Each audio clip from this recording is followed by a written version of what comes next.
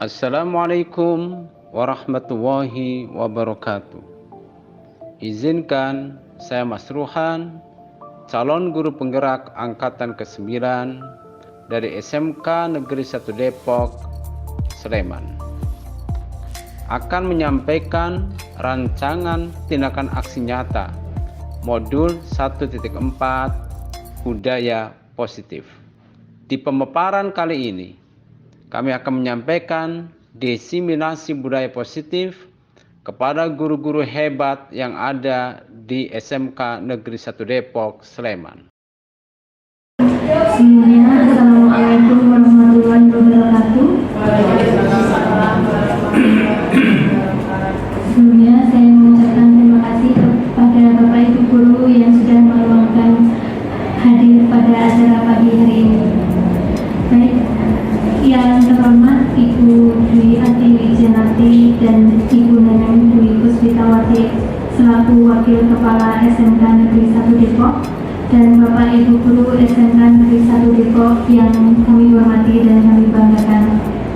Pertama-tama marilah kita panjatkan puji dan syukur atas kehadirat Allah Subhanahu wa Ta'ala yang telah melimpahkan rahmat serta hidayahnya kepada kita semua sehingga kita dapat berkumpul pada pagi hari ini tanpa halangan suatu apapun.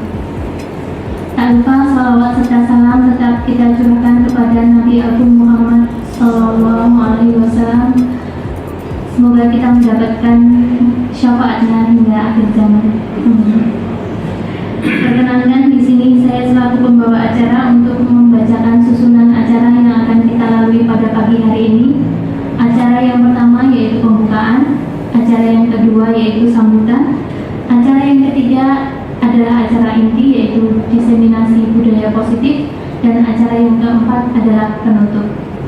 Memasuki acara yang pertama yaitu pembukaan, marilah kita buka acara pada pagi hari ini dengan membaca doa bersama-sama. Berdoa dipersilakan. Terima kasih. Memasuki acara yang kedua yaitu sambutan. Sambutan akan dihaturkan kepada Ibu Dwi Ati Wijanati selaku Wakil Kepala SMK Negeri 1 Depok. Kepada Ibu Dwi Ati Wijanati kami persilakan. Assalamualaikum warahmatullahi wabarakatuh. Waalaikumsalam. Yang kami hormati Ibu Neneng Dwi Puspitawati selaku sarana prasarana, Bapak Ibu Guru yang kami hormati, dan khususnya Bapak Ibu calon guru penggerak angkatan 9 yang kami hormati dan berbahagia. Alhamdulillah, puji syukur kita panjatkan kehadirat Allah Subhanahu wa Ta'ala yang telah melimpahkan banyak kenikmatan, kesehatan sehingga kita bisa melaksanakan agenda pada pagi hari ini, yaitu diseminasi budaya positif sekolah. Ya. Kami mohonkan izin Bapak Kepala Sekolah tidak bisa mendampingi pada kegiatan ini karena beliau sedang ada kegiatan LKS ya nasional di Malang dan Surabaya. Jadi Bapak Ibu yang kami hormati, kami mengucapkan banyak terima kasih ya atas kegiatan ini kepada calon guru penggerak, sehingga kegiatan yang pengibasan budaya positif sekolah ini mudah-mudahan bisa bermanfaat ya bagi kita semua, terutama sebenarnya sekolah-sekolah juga sudah melaksanakan, tapi mungkin bisa dirinci lagi ya. Contohnya kalau kebiasaan yang baik itu meliputi sikap atau perilaku maupun tutur kata oleh seluruh warga sekolah. Tadi pagi kita sudah melaksanakan paket sematik ya, KLS ya, kegiatan ekstrakurikuler, kegiatan pembiasaan, menyanyikan lagu Indonesia dan sebagainya. Nah, nanti mungkin bisa dikupas di kegiatan pengibasan budaya positif ini oleh calon guru penggerak angkatan 9 ini. Nah, dengan kegiatan ini harapan kita mudah-mudahan sekolah kita bisa lebih baik lagi dalam mengupayakan mengibaskan terutama budaya positif agar apa-apa yang negatif kita hilangkan ya, untuk biar lebih semangat lagi dalam bekerja, dalam melaksanakan kegiatan. Itu memang diperlukan budaya-budaya positif. Semoga Tuhan Yang Maha Esa, Allah Subhanahu Wa Taala memberikan kita kesehatan, ya, kemudahan dan perlindungan dalam melaksanakan kegiatan-kegiatan tugas kita berikutnya. Demikian yang bisa saya sampaikan. Kurang lebihnya mohon maaf. Assalamualaikum warahmatullahi wabarakatuh.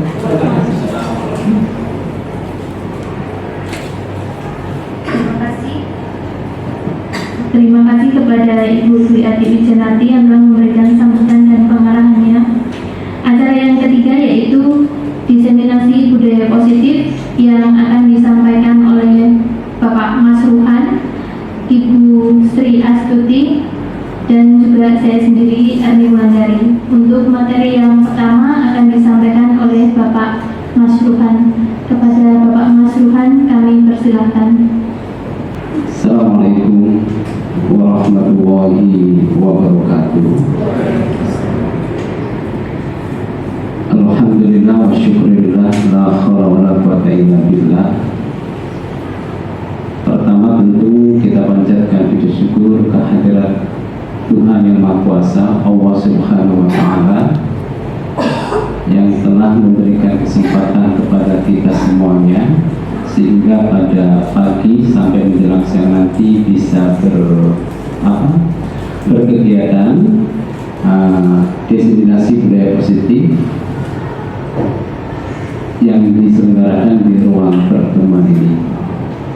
Sebelumnya kami mengucapkan banyak terima kasih kepada Bapak Kepala Sekolah, Bapak Suprapto SPD MM, yang diwakili oleh Ibu Dwi Wijanati SPD, dan juga Ibu Neneng Dwi Puspitasari SPD, yang telah memberikan kesempatan sekaligus izinnya kepada kami. Dan kami pun mengucapkan banyak terima kasih pula kepada Ibu Guru yang selalu direpotkan dengan selalu kami berkonsultasi seperti itu. Mohon izin untuk berbagi di diseminasi budaya positif yang kami dapatkan dalam kegiatan di calon guru penggerak pada angkatan 9. Mudah-mudahan kegiatan ini akan memberikan kebaikan serta kemanfaatan. Langsung ke materinya. Dalam budaya positif ini ada 7 yang akan dipaparkan, yang akan disampaikan. Perubahan paradigma belajar, kemudian disiplin positif dan nilai-nilai kebijakan, kebutuhan dasar manusia, teori motivasi, hukuman, penghargaan, dan restitusi. Yang kelima adalah restitusi, 5 posisi kontrol. Kemudian yang kelima adalah keyakinan kelas. Nanti ada prakteknya ini bagaimana membangun, menciptakan keyakinan kelas. Kemudian yang ketiga adalah restitusi, segitiga restitusi. Nah, yang bagian kami, bagian saya adalah yang pertama dan yang kedua. Perubahan paradigma belajar.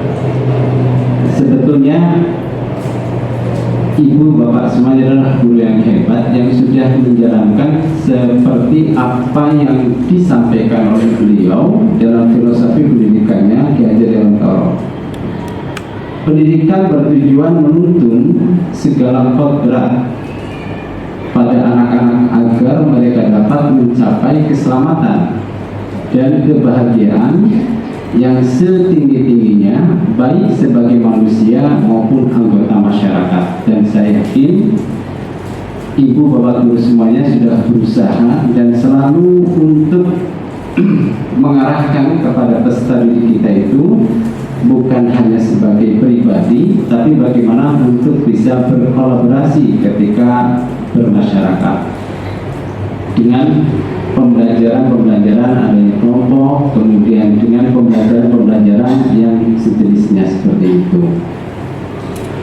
Pendidik hanya menuntun, kata beliau, pendidik hanya menuntun tumbuh atau hidup yang kodrat pada anak itu. Pada slide yang kedua, apa sih perubahan paradigma belajar itu?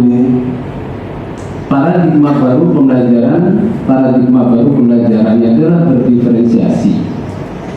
Peserta didik belajar sesuai kebutuhannya, berdasarkan tahap perkembangan, berdasarkan teori psikologis modern untuk mewujudkan profil pelajar Pancasila. Jadi break even point-nya itu selain daripada berdiferensi itu adalah untuk ke profil pelajar Pancasila, dan kita sudah melaksanakan beberapa kali, terakhir itu hampir 2 pekan yang lalu untuk kelas 10 sudah menjalankan P5 penguatan profil pelajar Pancasila, sehingga dalam ini dalam perubahan paradigma belajar itu tahapannya itu kita sudah melangkah dan sudah menjalankan kegiatan itu. Sebagai pengingat, dalam profil pelajar Pancasila, yang pertama adalah beriman dan bertakwa kepada Tuhan Yang Maha Esa dan berakhlak mulia. Dan ini pun sudah dituangkan pula dalam visi yang ada di sekolah kita, di adalah beriman.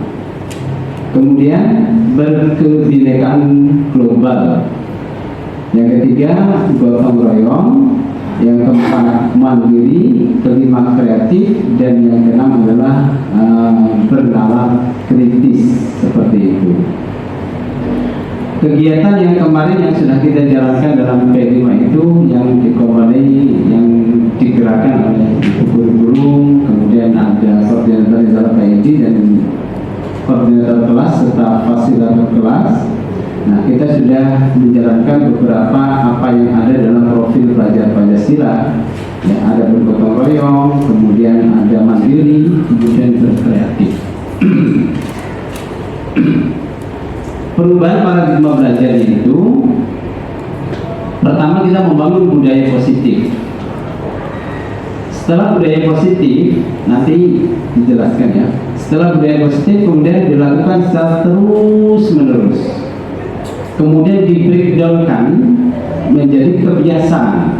Kebiasaan kemudian di-breakdown-kan lagi menjadi karakter. Kalau dalam kata William Shakespeare itu, the first time you make the habit, the last time the habit will make you. Pertama kita akan membuat sebuah kebiasaan, dan pada akhirnya kebiasaan itu akan menjadi bagian daripada kita. Nah, memang untuk menjadikan kebiasaan yang baik ini tidak mudah ya, perlu ada sebuah kolaborasi, perlu satu kebersamaan, dan itu untuk sama-sama mencapainya itu. Ini ada miskonsepsi teori ya, miskonsepsi tentang teori kontrol yang disampaikan oleh Dr. William Glaser. Gitu. Yang pertama adalah ilusi guru mengontrol murid, ilusi ya, abstrak. Nah, kita itu sepertinya bisa mampu mengontrol murid. Bisa jadi murid itu bisa kita kontrol karena dengan kesadaran diri dari murid itu menerima untuk dikontrol oleh kita, seperti itu.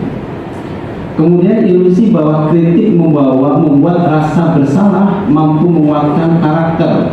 Ini namanya ilusi yang miskonsepsi, konsepsi yang tidak sesuai. Ilusi bahwa kritik membuat rasa bersalah, mampu menguatkan karakter. Tapi bisa menjadikan terbaliknya, identitas yang tidak sesuai dengan apa yang diharapkan itu. Kemudian ilusi bahwa semua penguatan positif, efektif, dan bermanfaat. Anggapannya itu bahwa semua penguatan positif, efektif, dan bermanfaat. Kemudian dalam yang keempat, dalam teori yang disampaikan oleh William Glaser itu, ilusi bahwa orang dewasa berhak memaksa. Itu kan ilusinya seperti itu. Tapi kalau bicara tentang hakikatnya, kalau kita kembali ke dalam teori daripada filsafat Ki Hajar Dewantara kan tidak seperti itu. Nah, maka kami mengambilnya gambar itu. Nah, ada boneka, apa ya namanya boneka apa? Saya lupa ini. Apa? Miniatur ya. Nah, dipegang di atas tangan, seolah bahwa anak kecil itu dalam genggaman kita dan bisa dikontrol, bisa dikendalikan oleh kita. Ini menjadikan miskonsepsi tentang teori kontrolnya seperti itu.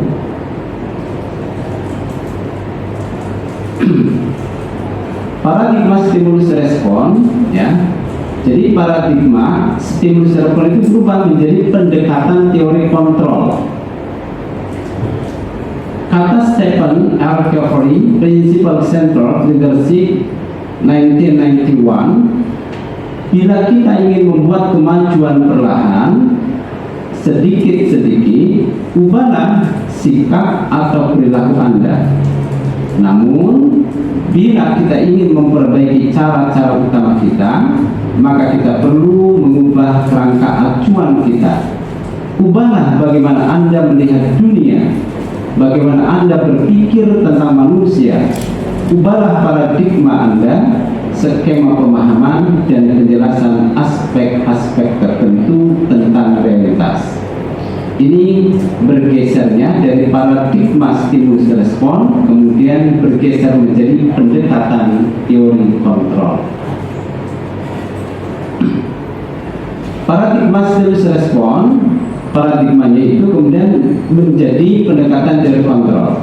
Dalam stimulus respon itu, realitas, kebutuhan kita sama, itu dalam stimulus respon.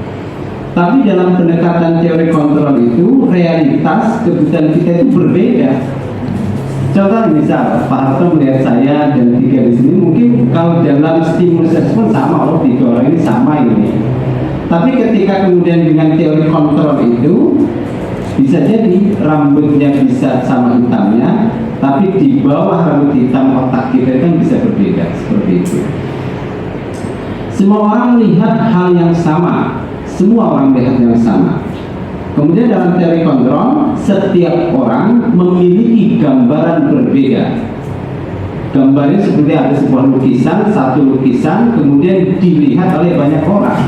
Sama objeknya, tapi penafsiran dari objek itu bisa jadi setiap orang itu bisa berbeda menafsirkan itu. Kita mencoba mengubah orang agar berpandangan sama dengan kita. Stimulus respon seperti itu. Dalam teori kontrolnya itu, kita berusaha memahami pandangan orang lain tentang dunia. Dalam stimulus respon, perilaku buruk dilihat sebagai suatu kesalahan. Tapi dalam teori kontrol, semua perilaku memiliki tujuan. Contoh sederhana seperti anak kecil lah. Anak yatim piatu yang tidak punya orang tua dan punya adik, adiknya kelaparan, pergi ke warung sebelah ambil barang. Kalau dalam stimulus respon itu, perilaku buruk dilihat sebagai suatu kesalahan. Tapi kalau dalam teori kontrol itu, tujuan arti itu melakukan itu apa? Seperti itu. Kemudian orang lain bisa mengontrol saya. Dalam teori kontrolnya hanya Anda yang bisa mengontrol diri Anda. Seperti saya sampaikan, kita sebagai pendidik, sebagai guru, anak sepertinya dalam ilmu itu dikontrol oleh kita. Bisa jadi karena dengan kesadaran dirinya membuka diri untuk bisa dikendalikan oleh kita. Saya bisa mengontrol orang lain, Anda tidak bisa mengontrol orang lain. Kemudian pemaksaan ada pada saat rujukan gagal, kolaborasi dan konsensus menciptakan pilihan-pilihan baru. Yang terakhir dalam stimulus respon, model berpikir memang atau kalah, menang atau kalah. Tapi dalam teori kontrol, model berpikir menang. Jadi tidak ada menang kalah. Kita masuk yang kedua. Bagian saya yang kedua adalah disiplin positif. Overview, disiplin itu artinya belajar. Disiplin mengacu pada disiplin diri yang memiliki tanggung jawab terhadap apa yang dilakukannya berdasarkan nilai-nilai yang diyakininya. Kalau dianggap yakin, itulah.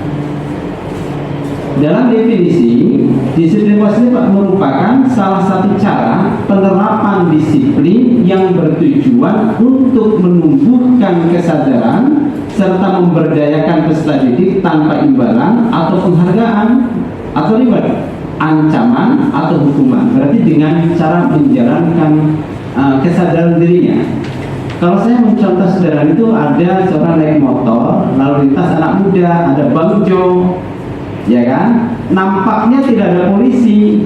Bang Jo yang sudah merah itu ditabrak, sampai depan ada polisi di stop. Nah, berhenti. Kenapa kamu bablas? Saya pikir di depan tidak ada bapak. Seperti itu. Nah, itu kan ada suatu bukan satu kesadaran. Ada juga yang berhenti karena Bang Jo itu berhenti karena ini memang aturan yang harus kita berhenti. Ada pula yang berpikiran ketika Bang Jo itu berhenti, ini kesadaran kalau saya bablas maka akan mengganggu kenyamanan atau mengganggu pengguna lalu lintas yang lainnya. Peran pendidik menciptakan peserta didik yang memiliki disiplin diri sehingga mereka berperilaku mengacu kepada nilai-nilai kebajikan universal dan memiliki motivasi intrinsik dalam perubahan perilaku ke arah yang lebih baik. Next. Nilai-nilai kebajikan apa sih? Definisi. Nilai-nilai kebajikan adalah sifat-sifat positif manusia yang merupakan tujuan mulia yang ingin dicapai setiap individu. Nilai-nilai kebajikan universalnya adalah nilai-nilai kebajikan yang disepakati bersama, lepas dari suku, bangsa, agama, bahasa maupun latar belakang lainnya. Payung besar dari sikap dan perilaku kita atau nilai-nilai ini merupakan fondasi kita berperilaku. Itulah nilai kebajikan universal, tanpa ada satu batas, sekat ataupun dibatasi oleh hal-hal tertentu. Kemudian ada nilai-nilai kebajikan. Contoh nilai-nilai kebajikan dari institusi atau organisasi. Di dalam profil pelajar Pancasila pun ada nilai-nilai kebajikannya. Yang 6 itu yang beriman, bertakwa kepada Tuhan Yang Maha Esa sampai dengan bernalar kritis. Kemudian ada pula nilai-nilai kebajikan dari IDO Primary Years Program. Toleransi, rasa hormat, integritas, mandiri, menghargai, antusias sampai dengan komitmen. Kemudian ada pula nilai-nilai kebajikan dari The Seven Essential Virtues. Ada empati, suara hati, kontrol diri, rasa hormat, kebaikan, toleransi, dan keadilan. Nah, itu tentang paradigma baru dalam belajar, dan yang kedua adalah disiplin positif. Untuk selanjutnya, Bu siapa ini? Bu Ulan.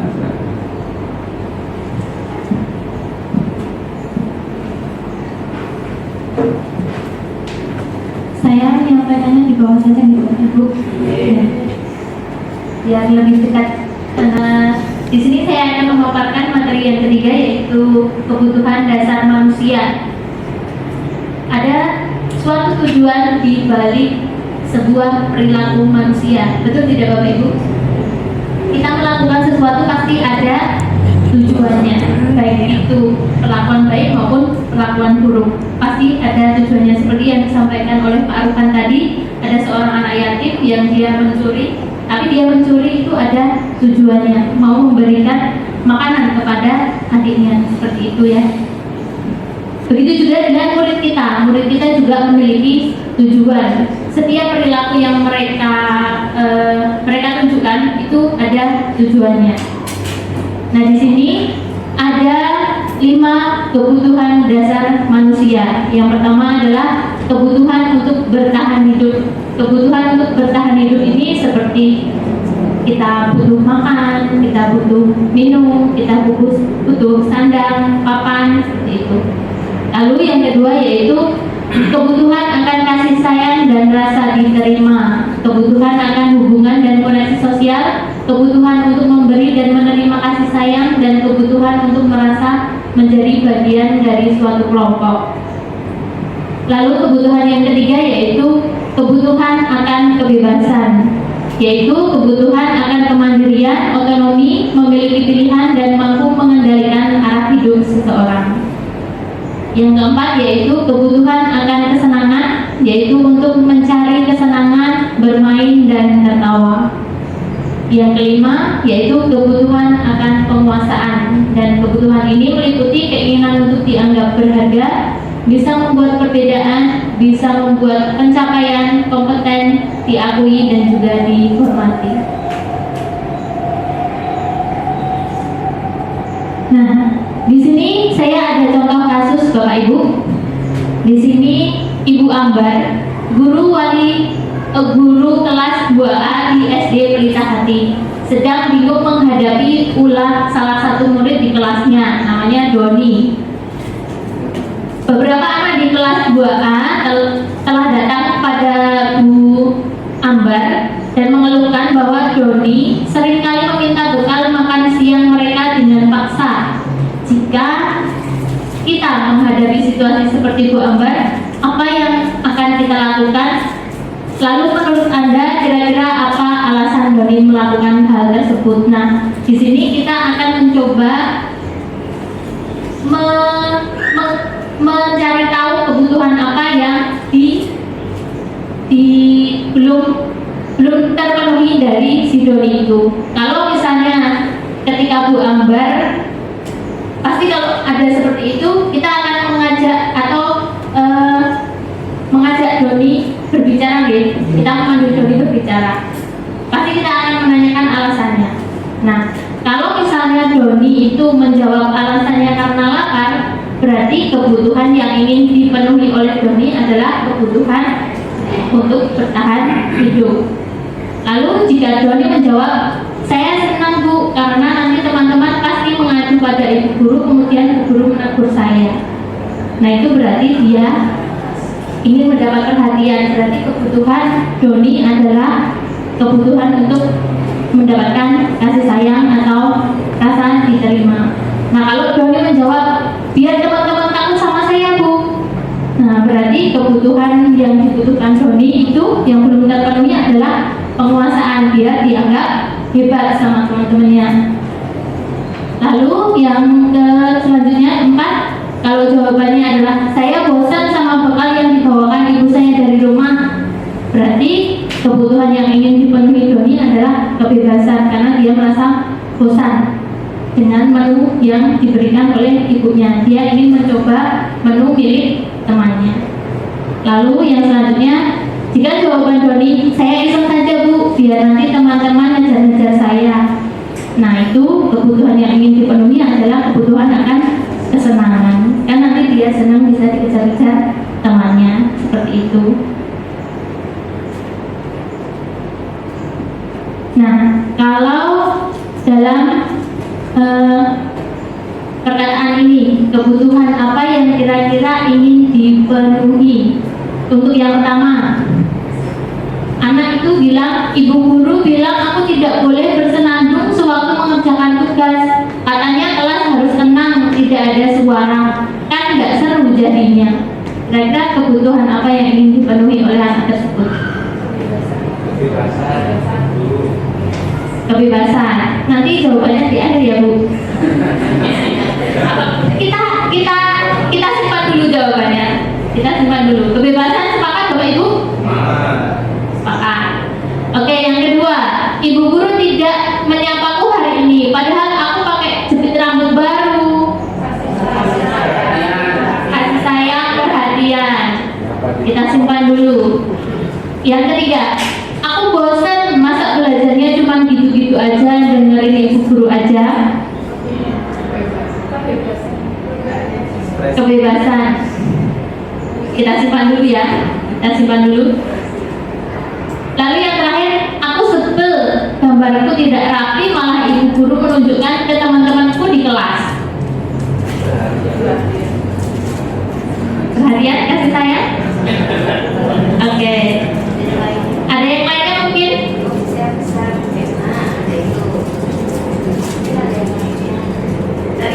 Berarti perkataan yang terakhir ya. Penguasaan. Coba dibalik lagi tuh.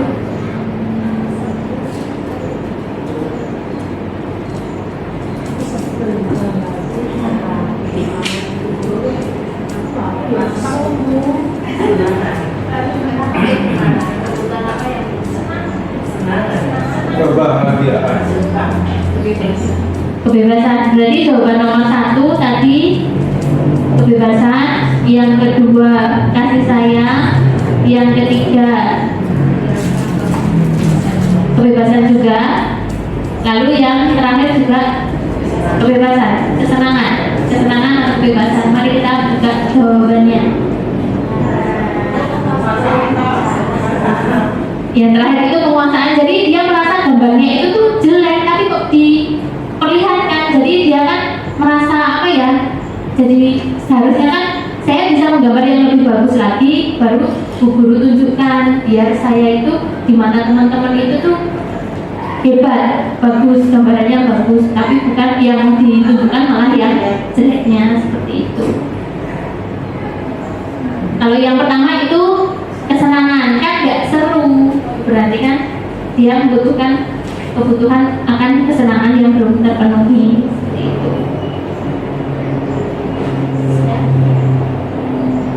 Baik, yang materi yang keempat yaitu teori motivasi, hukuman, penghargaan, dan restitusi. Nah, di sini itu saya juga merasa apa ya? Ada hal baru yang saya temukan. Nanti kita masuk ke materi dulu. Motivasi yaitu dorongan yang timbul pada diri seseorang secara sadar atau tidak sadar untuk melakukan sesuatu tindakan dengan tujuan tertentu. Motivasi tersebut dapat berupa motivasi internal maupun eksternal. Motivasi yang berasal dari dalam diri kita dan juga motivasi yang berasal dari luar diri kita. Ada 3 motivasi perilaku manusia. Yang pertama yaitu untuk menghindari ketidaknyamanan atau hukuman. Itu termasuk dalam motivasi eksternal. Jadi misalnya murid datang terlambat, datang tepat waktu, tapi karena takut nanti supaya karena agar nanti tidak mendapat hukuman dari Bapak Ibu guru. Itu termasuk motivasi eksternal. Lalu yang kedua yaitu untuk mendapatkan imbalan atau penghargaan dari orang lain. Ini juga termasuk motivasi eksternal. Jadi dia datang tepat waktu biar nanti dipuji sama Bu Septi, misalnya seperti itu.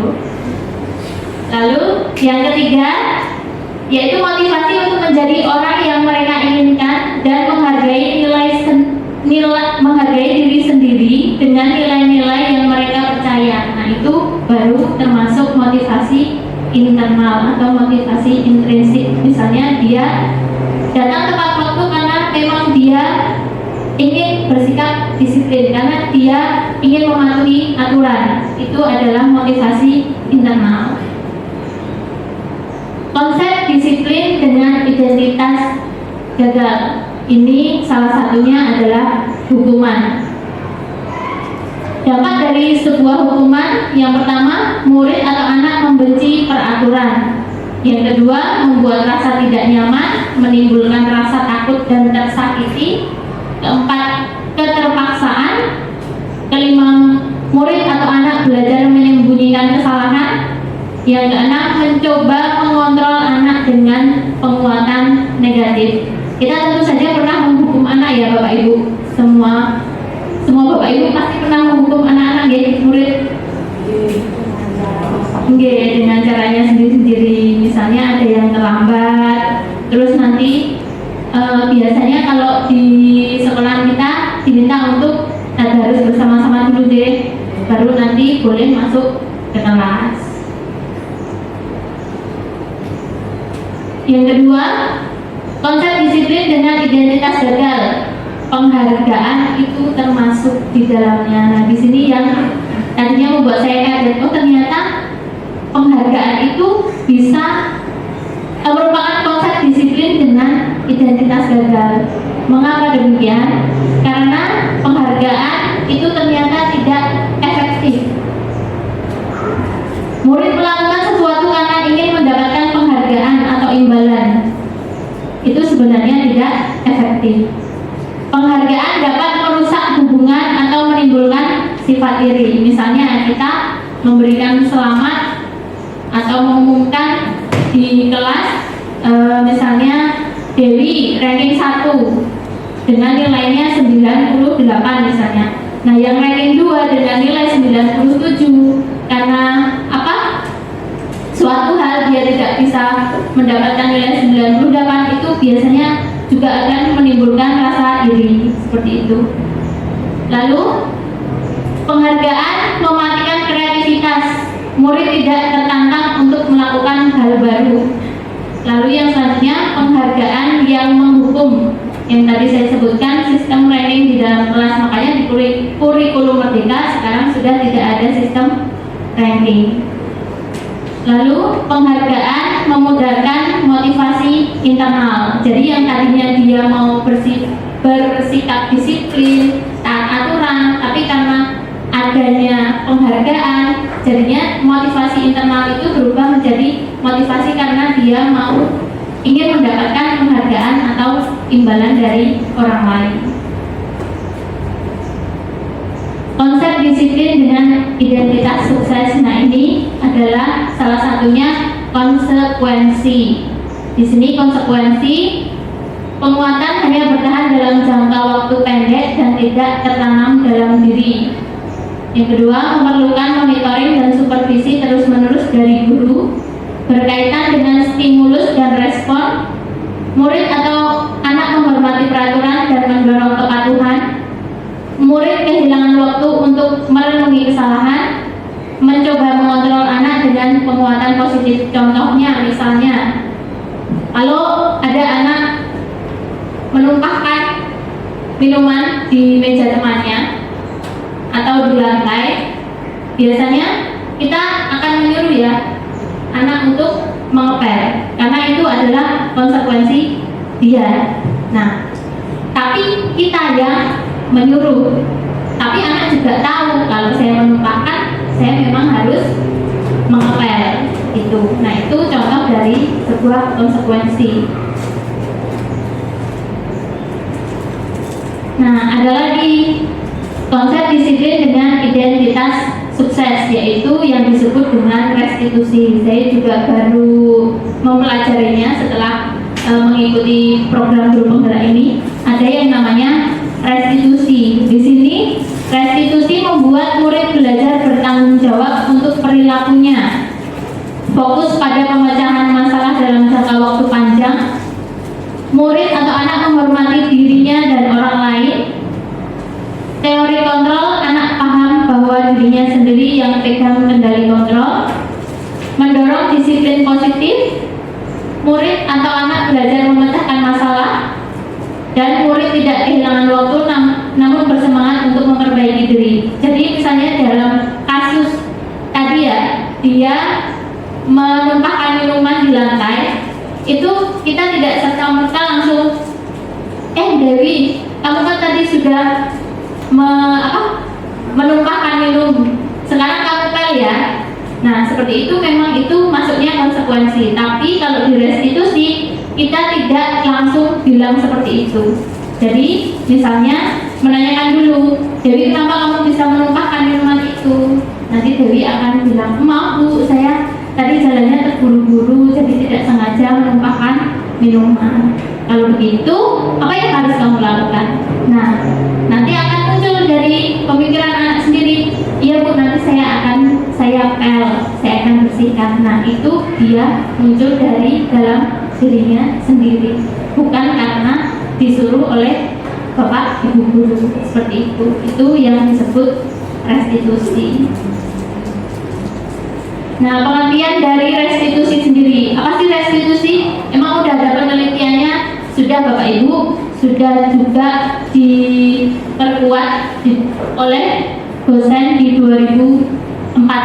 Restitusi adalah proses menciptakan kondisi bagi murid untuk memperbaiki kesalahan mereka sehingga mereka bisa kembali kepada kelompok mereka dengan karakter yang lebih kuat. Restitusi juga adalah proses kolaboratif yang mengajarkan murid untuk mencari solusi untuk masalah dan membantu murid berpikir tentang orang seperti apa yang mereka inginkan dan bagaimana mereka harus memperlakukan orang lain. Ini dalam yang dikemukakan oleh Holsem dosen di tahun 1996. Restitusi membantu murid menjadi lebih memiliki tujuan, disiplin positif, dan memulihkan dirinya setelah berbuat salah. Penekanannya bukan bagaimana berperilaku untuk menyenangkan orang lain atau menghindari ketidaknyamanan, namun tujuannya adalah menjadi orang-orang yang menghargai nilai-nilai kebajikan yang mereka percayai. Nah, itulah restitusi. Nah, di sini ciri-ciri restitusi. Restitusi bukan untuk menebus kesalahan, namun untuk belajar dari kesalahan. Nah, seperti tadi misalnya juga si Dewi mau mengepel, lalu guru bisa menanyakan, lalu gimana kira-kira untuk kedepannya? Apakah kamu mau memulai kesalahan yang sama? Nah, nanti Dewi bisa saja, tidak Bu, saya nanti untuk kedepannya saya akan lebih berhati-hati lagi saat berjalan, tidak terburu-buru saat berjalan, seperti itu. Jadi itu atas pemikiran dari dalam diri murid sendiri. Lalu yang kedua, restitusi memperbaiki hubungan. Restitusi adalah proses refleksi dan pemulihan. Proses ini menciptakan kondisi yang aman bagi murid untuk menjadi jujur pada diri mereka sendiri dan mengevaluasi dampak dari tindakan mereka pada orang lain. Restitusi adalah tawaran, bukan paksaan. Jadi kita menawarkan, ya, bukan memaksa kamu harus mengepel, seperti itu. Mohon maaf Bapak Ibu, ada lagu Indonesia Raya, jadi kita berdiri sejenak untuk melantunkan lagu Indonesia Raya.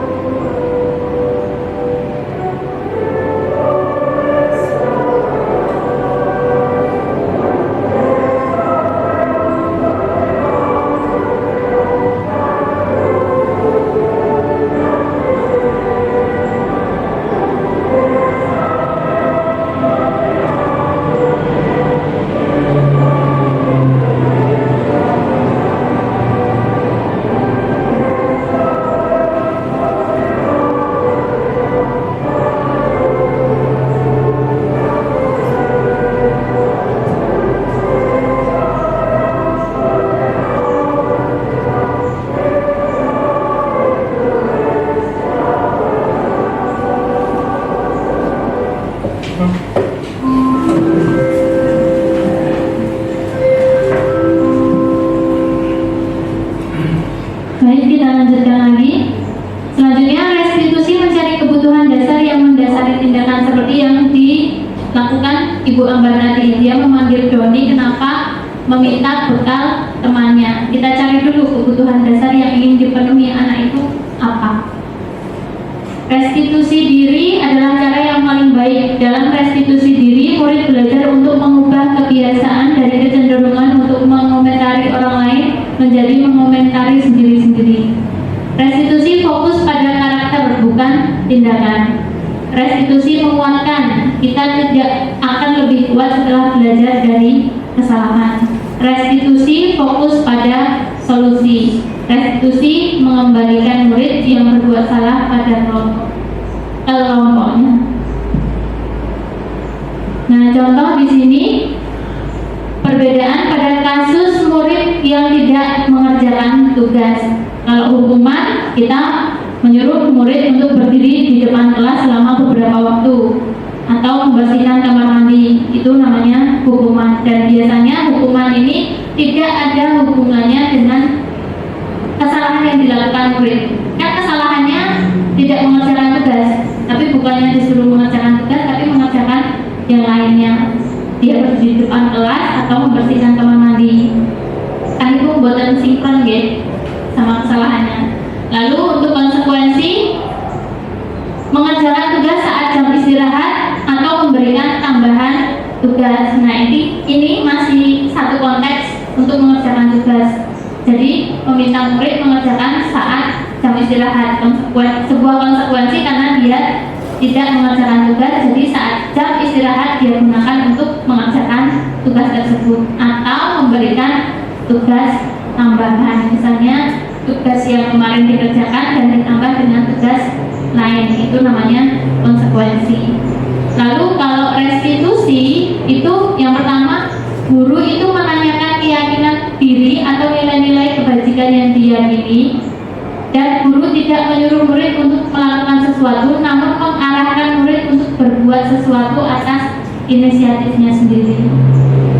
Nah, kalau kasusnya tadi tidak mengerjakan tugas, berarti guru menanyakan dulu kira-kira apa alasan dia, kenapa dia tidak mengerjakan tugas. Bisa saja karena dia lupa, karena malamnya harus membantu orang tuanya berjualan, atau harus menyiapkan untuk orang tuanya berjualan di pagi hari, seperti itu misalnya. Kita cari tahu dulu alasannya seperti apa. Lalu kita menanyakan lagi kepada anaknya, kira-kira kalau kamu lupa mengerjakan tugas itu baik atau tidak. Nah, nanti anak akan berbicara pada dirinya sendiri, akan menggali nilai-nilai yang dia yakini sebelumnya. Oh, kalau tidak mengerjakan tugas itu kan nggak boleh, itu menyalahi aturan, seperti itu.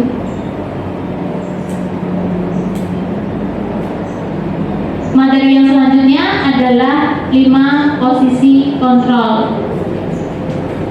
Melalui serangkaian riset dan berdasarkan pada teori kontrol dari Dr. William Glaser, berkesimpulan ada 5 posisi kontrol yang diterapkan seorang guru atau orang tua ataupun atasan dalam melakukan kontrol. Kelima posisi kontrol tersebut adalah penghukum, pembuat rasa bersalah, teman, pemantau, dan manajer. Nah ini ya, penghukum, pembuat merasa bersalah, teman, pemantau, dan manajer. Mari kita lihat satu persatu. Ini saya contohkan pada satu kasus. Perbedaan antara penghukum, pembuat merasa bersalah, teman, nanti ada pemantau, dan juga manajer dalam menghadapi suatu kasus. Misalnya kasusnya di sini adalah murid tidak memperhatikan saat guru menjelaskan materi di depan kelas. Nah, kalau penghukum biasanya, ayo Dewi maju ke depan, coba jelaskan seperti yang Bapak Ibu jelaskan di tadi saat kamu tidak mendengarkan Ibu ketika menjelaskan. Itu namanya penghukum. Meminta murid keluar dan tidak mengikuti pelajaran. Ayo sekarang kamu keluar karena tidak memperhatikan Ibu saat menjelaskan. Nah itu adalah posisi kontrol sebagai penghukum. Lalu untuk membuat merasa bersalah, mengungkapkan perasaan kecewa pada murid. Jadi biasanya Bapak Ibu, Bu Dewi, piye kok iki kok ya ora ngerti Ibu kecewa sekali sama Dewi. Nah itu mengungkapkan rasa kecewaannya. Jadi anak akan menjadi merasa bersalah. Mengingatkan akan kesalahan murid yang secara berulang-ulang. Kamu tuh udah berkali-kali, sudah bulan ingatkan Dewi, jangan tidur di kelas, perhatikan saat bulan menerangkan. Nah itu juga namanya pembuat merasa bersalah. Lalu posisi kontrol sebagai teman, ini guru memposisikan sejajar dengan siswa, kurang tegas saat menegur murid dan mudah memaafkan kesalahan murid. Nah ini yang paling sering saya lakukan sebelum saya mendapat materi di pendidikan guru penggerak ini. Saya menyadari kalau posisi kontrol saya lebih ke teman, karena saya karena kan umur saya dan anak-anak tidak terlalu jauh ya Bapak Ibu guys. Jadi saya itu sama anak-anak itu. Jadi saya jadi kurang tegas kepada anak-anak. Ya sudah, nggak apa-apa sekarang kamu cuci muka biar nggak ngantuk, terus nanti kembali lagi ke kelas seperti itu. Nah itu contoh posisi kontrol sebagai teman. Nah untuk posisi pemantau, dia atau guru biasanya mengingatkan peraturan dan konsekuensi apa yang harus diterima, lalu memantau perilaku murid selama menjalani konsekuensi. Misalnya kalau di dalam kelas kamu harus seperti apa, jadi harus memperhatikan ketika Bapak Ibu guru menerangkan pelajaran. Lalu apa yang kamu lakukan tadi? Saya ketiduran Pak. Nah kalau seperti itu silakan nanti kamu membuat ringkasan dari materi yang Bapak ajarkan. Misalnya seperti itu namanya pemantau. Nah nanti ringkasannya minta dikumpulkan, namanya itu dia memantau. Lalu kalau untuk posisi manajer, menanyakan kesalahan, menanyakan solusi agar tidak melakukan kesalahan yang sama, dan mendukung murid untuk bertanggung jawab, mempertanggungjawabkan perilakunya. Jadi kalau untuk di manajer, dia tidak serta-merta langsung nanti buat ringkasan ya dikumpulkan, gitu enggak. Jadi dia menanyakan, kenapa kamu tadi bisa ketiduran, alasannya kenapa, terus bagaimana biar kamu tidak ketiduran lagi di kelas. Nah seperti itu.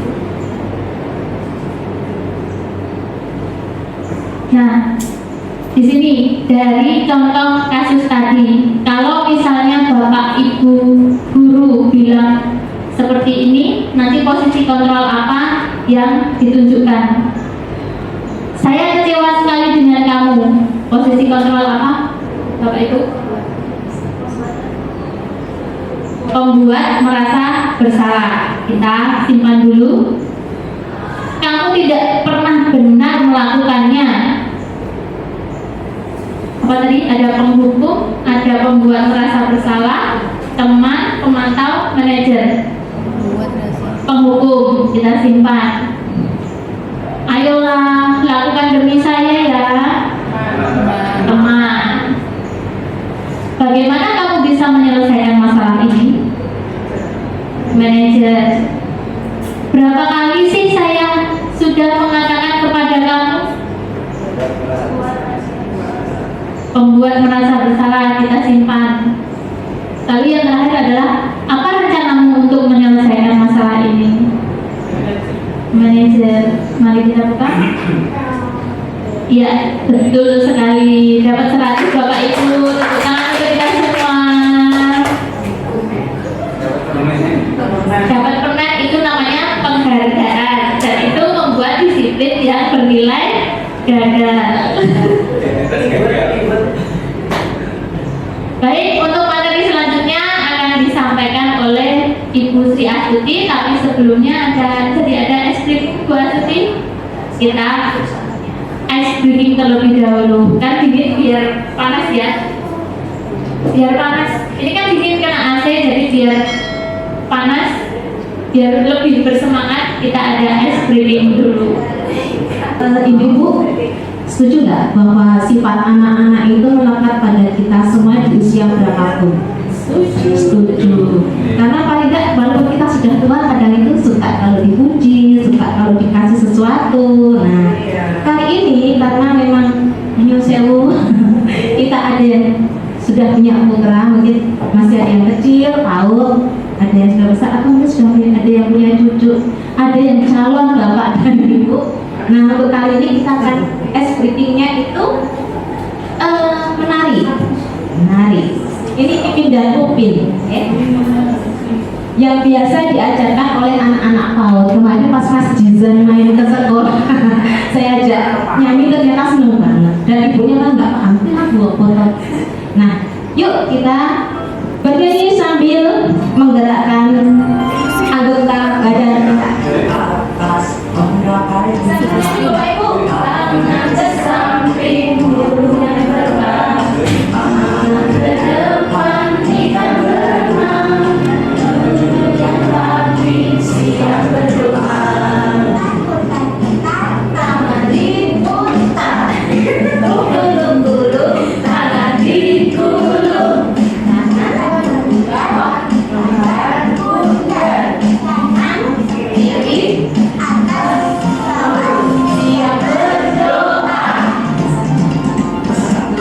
jari kanan, satu jari kiri, jika ku menjadikan baru jari jembatan panjang.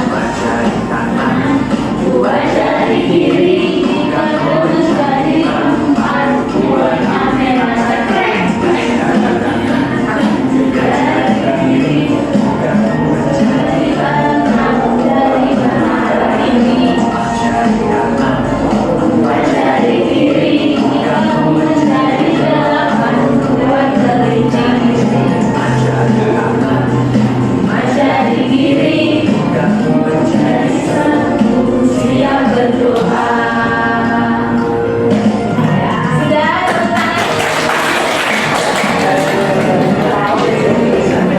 Terima kasih.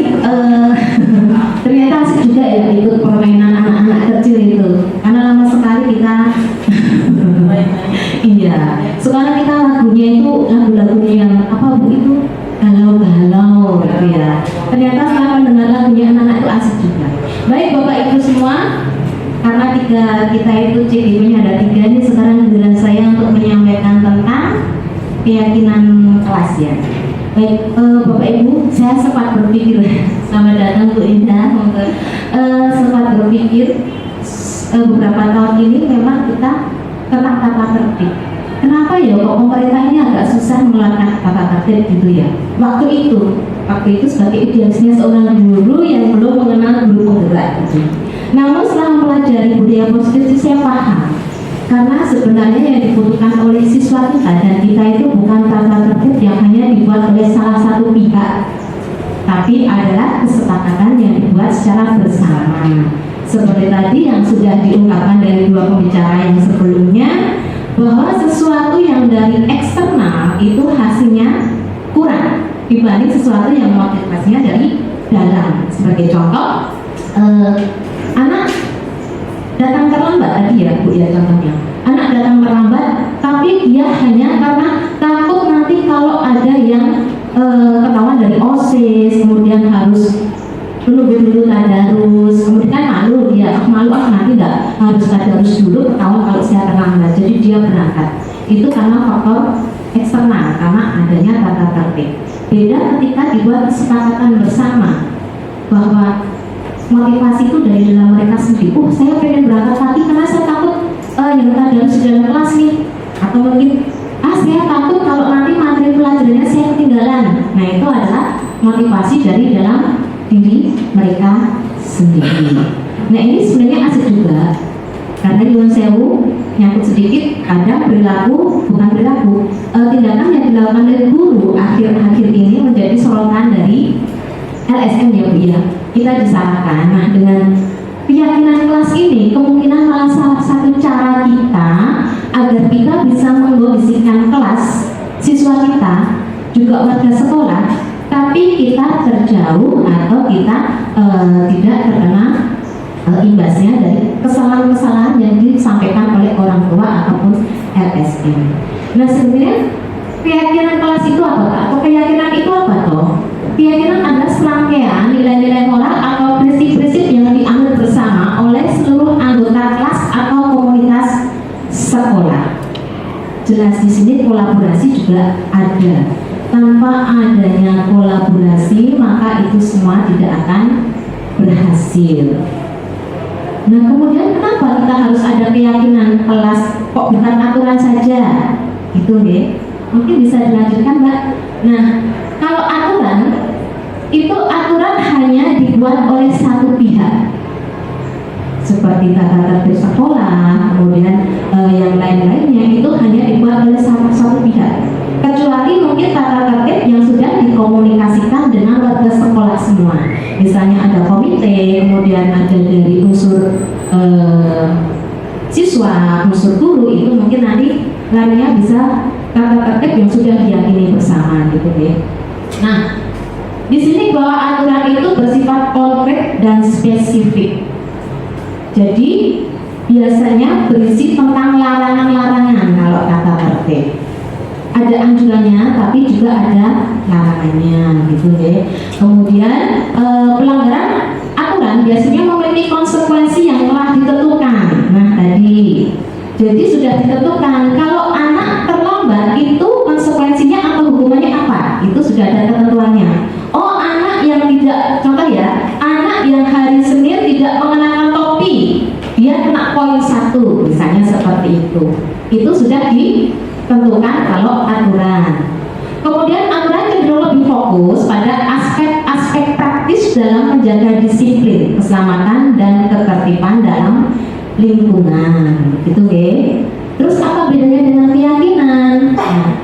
keyakinan itu nilai-nilai moral atau prinsip etika yang dipegang oleh individu atau kelompok yang membentuk dasar dari tindakan dan perilaku.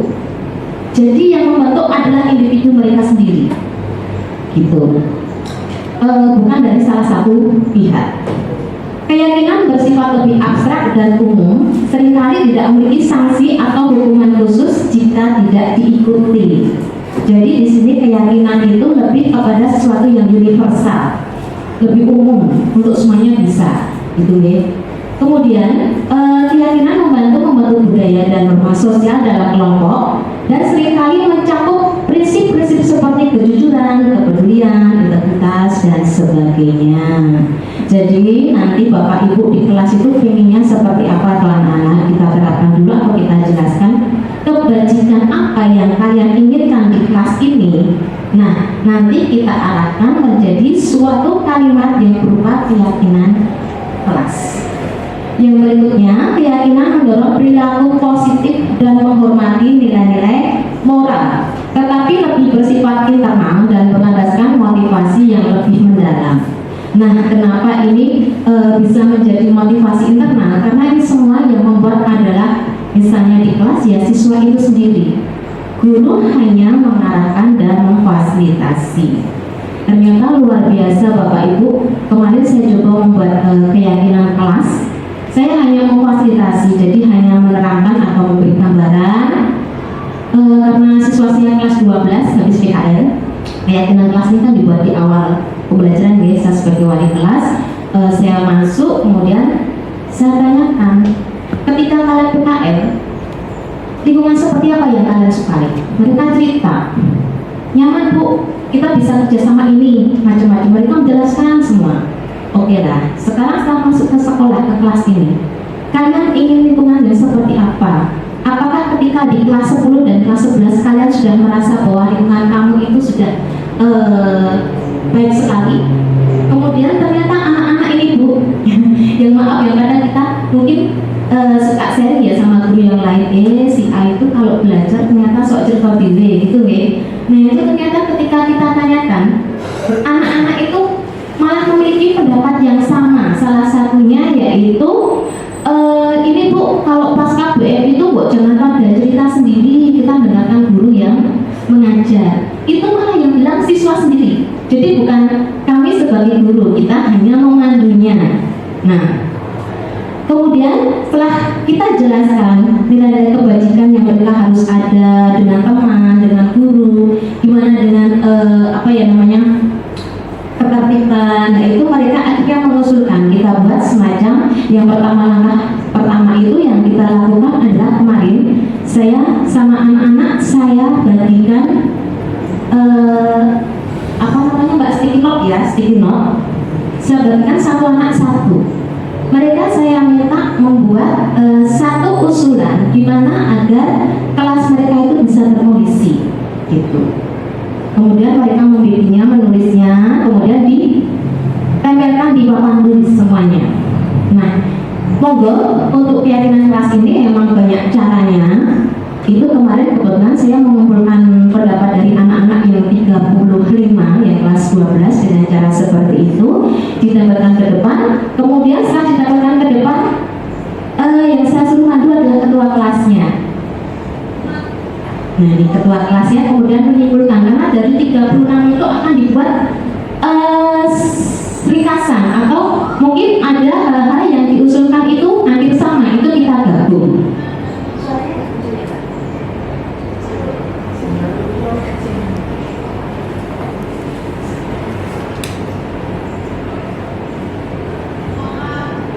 Nah ini ketua kelas itu menawarkan setelah disimpulkan kemudian menawarkan kira-kira kalau keyakinan kelasnya ini seperti apa, apakah teman-teman setuju? Di antaranya yaitu datang tepat waktu, itu sepakat setuju semua.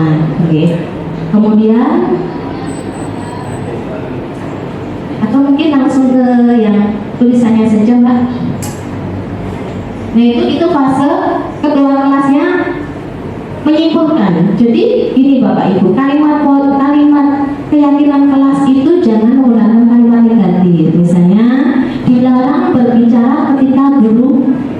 belajar itu ternyata ada aturannya, tidak diizinkan, tapi lebih diarahkan ke kalimat yang positif.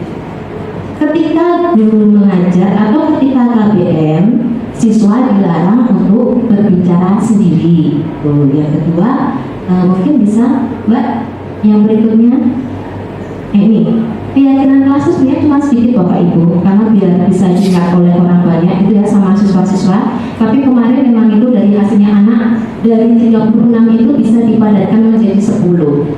Di antaranya datang tepat waktu, kemudian saling menghargai dan menyayangi. Nah ini, karena emang nyuwun sewu ada anak di kelas muncul, ini ya Bu, ada budaya muncul game-game ya, kelompok-kelompok. Ini kadang tanpa sengaja mereka, kalau ada kelompok lain yang berbicara, ada yang menipali dengan kalimat-kalimat yang mungkin tidak mengenakan. Itu ternyata mereka menyadari sendiri, dan ini muncul dari siswa, bukan dari gurunya. Yang ketiga, menjaga kerukunan dan kekompakan. Ini sama, gitu, dari siswanya. Yang keempat, menjaga kerapihan dan kebersihan. Dan setelah membuat itu, 2 hari kemudian anak-anak itu membersihkan kelas Bapak Ibu, dirapikan kelas mereka. Ketika saya tanya, gimana keyakinan kalian? Keyakinan kelas kalian kemarin mau menjaga ruangan kelas menjadi lebih baik. Artinya, oh iya Bu, kami mau ini Bu, menata dress, mau menata ini. Dan mereka membersihkan, bahkan sampah-sampah itu mereka bawa pulang. Mereka jadikan satu, mereka bawa pulang. Gitu ya. Termasuk piket sesuai jadwalnya. Ini ternyata dari anak-anak ada masalah. Piket terbagi 2, pagi dan siang. Oke?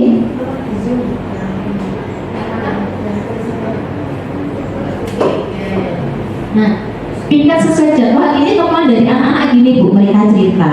Jadi lebih banyak yang piket pagi. Ketika siang itu tinggal 1 atau 2, nah mereka keburu pulang. Nah ini akhirnya pagi sama siang semuanya terlibat piket. Tuh. Terus sampah disimpan sendiri dan dibawa pulang. Ini juga mereka cerita, kenapa kok muncul keyakinan seperti ini. Mereka cerita, karena ada Bu yang makan sampahnya itu ketika pas nggak ada temennya dimasukkan ke tempat sampah temennya, jadi kurik. Nah, dimasukkan ke kresek temennya.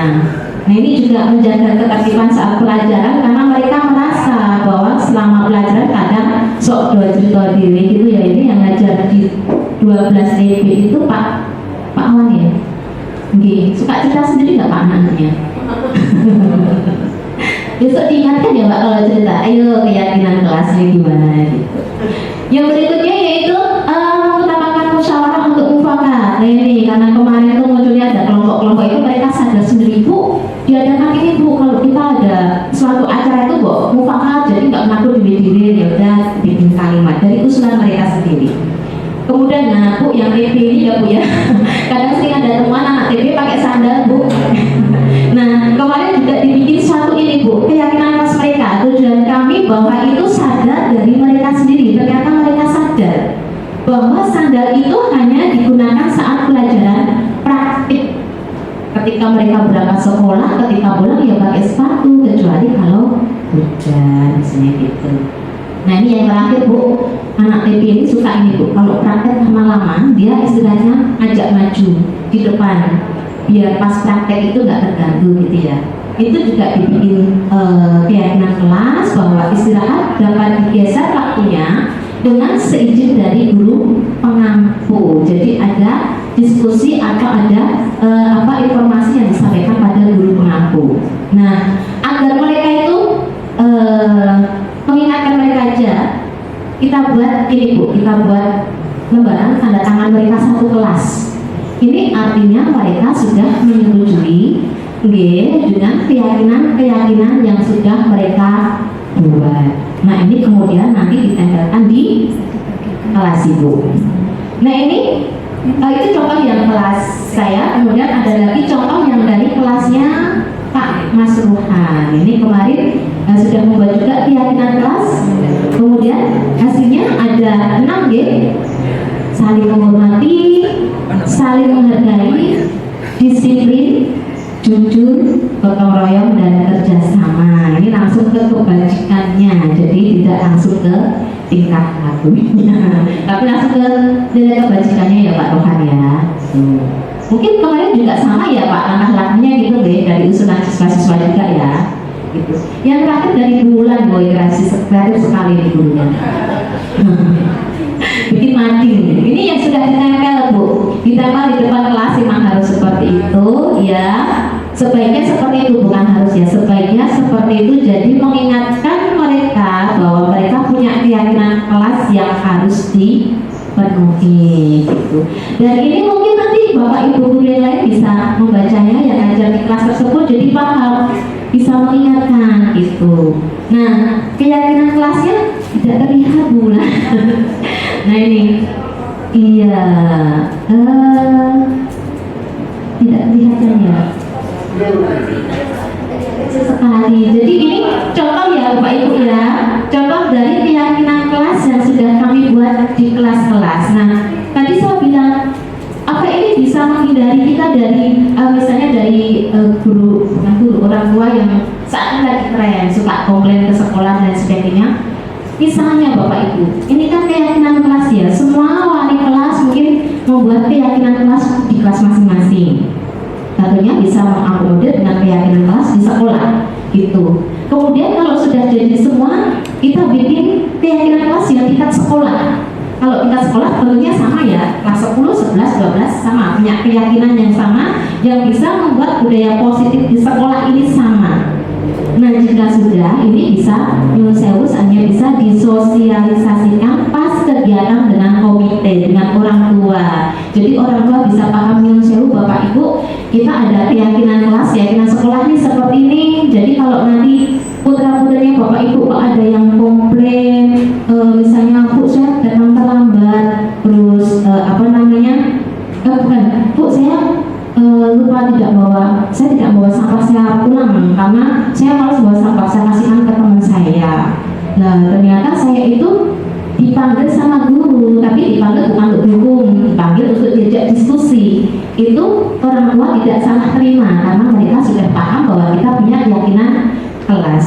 Dan insya Allah Bapak Ibu, rencana kami nanti dari hasilnya ini akan kami share ke paguyuban orang tua, karena kita punya ya WA, akan kita share bahwa di kelas kami sudah ada keyakinan kelas, sehingga biar orang tuanya juga paham kenapa kok anak itu harus melakukan itu, karena itu hasil dari pemikiran mereka sendiri. Nah Bapak Ibu, tentunya jika ada keyakinan kelas yang disepakati bersama, ada kemungkinan nggak anak itu masih melakukan kesalahan atau melanggar? Masih ya. Nah, biasanya kalau melanggar seperti itu, apa yang Bapak Ibu lakukan terhadap anak? Ada yang mau ngedikau? Boleh? Monggo. Kalau ada anak yang lupa itu wajar. Tapi kadang saya pernah melakukan itu.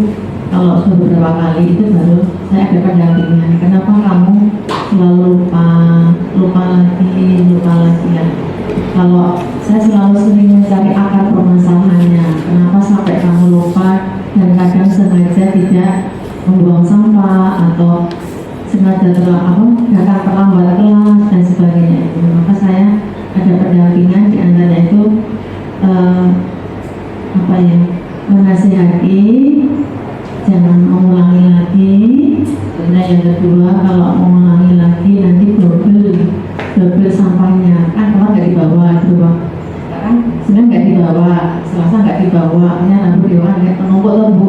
Jangan sampai kamu membawa pulang sampah yang banyak. Baik, terima kasih Putri. Tepuk tangan untuk Putri.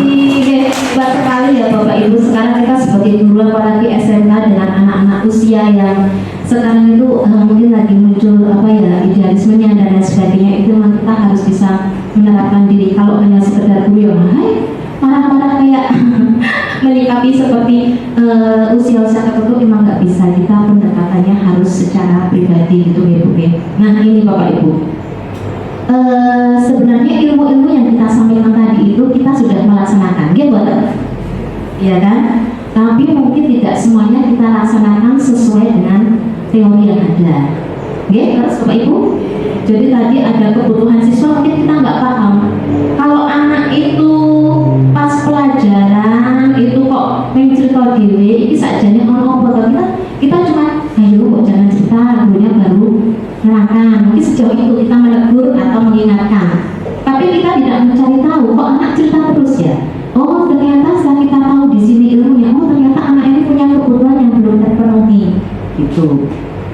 Itu secara prakteknya seperti itu. Nah, juga ketika nanti dalam membuat keyakinan kelas ini pasti ada anak yang melanggar. Tapi kembali ke materi yang tadi, bahwa anak melakukan sesuatu pasti ada tujuannya. Tujuannya apa? Nah, itu yang harus kita gali, kemudian mencari solusinya. Dan inilah nanti kita akan memasuki ke tahap restitusi, atau dengan secara secara dari diri anak itu sendiri dia akan mencari, oh iya, dia akan merasa, oh iya, kesalahan saya itu ini, saya sudah melanggar ini, maka solusinya saya harus melakukan ini. Jadi solusi itu bisa muncul dari anak itu sendiri, yang pada akhirnya anak memiliki motivasi dari dalam, dan dia akan menuju ke arah yang lebih bertanggung jawab. Ketika suatu ketika tanpa kita undang pun dia kok melakukan kesalahan, dia akan ingat, oh iya, saya salah, saya harus seperti ini. Misalnya kok harus menjaga, harus menghargai temannya satu kelas, tiba-tiba dia itu mengeluarkan kalimat yang tidak enak buat teman yang lainnya, sehingga ada temannya yang menangis. Maka tanpa kita panggil, anak itu akan sadar, iya, saya salah, padahal saya nggak sadar, kalimat saya itu nggak saya tujukan ke dia, tapi saya itu telah menyakiti hatinya dia. Nah, maka anak itu secara tanggung jawab akan mendatangi dan minta maaf dan mengklarifikasi. Nah, ternyata Bapak Ibu itu adalah langkah-langkahnya yang disebut dengan segitiga restitusi. Jadi tidak sekedar hanya mau apa kok dulu itu tidak, tapi ada langkah-langkahnya, ada 3 langkah. Ketika anak melakukan pelanggaran, yang pertama itu adalah menstabilkan identitas. Jadi dalam menstabilkan identitas ini, jadi anak tetap kita panggil, kita tanya, tapi anak tidak merasa dijudge atau merasa dihukum. Itu gitu ya. Biasanya kan kalau kita manggil, kadang ini yang biasanya sok manggil, bukan sok sering manggil anak dengan bahasa yang halus, yang saya sering lihat di pas dikasih pati itu Bu Neneng, ayo dulu gitu. Nah, itu ditanyakan, apa betul? Biasanya baru dengar dari yang lainnya, yang misalnya ada anak yang nangis, kasusnya gitu, terus dia cerita, Bu, saya itu sama si Doni tadi dibully Bu, gini gitu kan. Nah, gurunya ini kan nggak tahu benar atau tidak, maka dia memanggil si Doni, ditanyakan, apa betul tadi kamu seperti ini, kalau menurut kamu gimana? Terus si Doni cerita, iya Bu, saya jengkel, terus soalnya saya itu aja terus Bu, karena sepatunya nggak ganti-ganti, contohnya gitu. Kalau ini saya ngarang ya Bu ya kasusnya. Nah, maka sebagai guru kita itu harus menstabilkan identitasnya. Oh iya ya Mas ya, Ibu juga jengkel kalau misalnya Ibu juga dibilang kayak gitu, sepatunya nggak ganti-ganti, kan kita jadi malu ya Mas. Iya Bu, lagi dipopong dulu. Nah, setelah itu baru nanti jadi anak tidak merasa, ya Bu harusnya nggak kayak gitu. Kalau kita bilang itu kan anak merasa, saya langsung disalahkan, emosinya muncul kalau anak-anak seusia SMP SMA itu. Tapi kalau, oh iya ya Mas ya, Ibu juga merasa gitu loh kalau begini kali, untung ya kamu tadi tidak cuma membuli dengan kalimat saja, tidak dengan fisik misalnya gitu. Itu menstabilkan identitas. Nah, setelah itu, setelah distabilkan, setelah dibongkong, jadi anak itu senang dulu, gitu nih. Baru langkah berikutnya yaitu validasi tindakan yang salah, gitu. Nah, menurut kamu gimana kalau kamu sama teman kamu si Ratri itu kok kamu bicara seperti itu, kira-kira menurut kamu gimana? Nanti dia akan, karena sudah senang, dia akan mengakui itu berarti saya nggak dimarahin nih, gitu kan? Iya Bu, saya sebenarnya juga merasa salah Bu, karena kalimat saya kotor banget untuk teman saya, bla gitu. Dia cerita akan muncul cerita dari versi dia, gitu ya. Nah, itulah kalimat-kalimat yang nanti validasi dengan tindakan yang salah. Dia menyadari bahwa itu salah. Setelah dia menyadari, maka kita arahkan ke menanyakan keyakinan.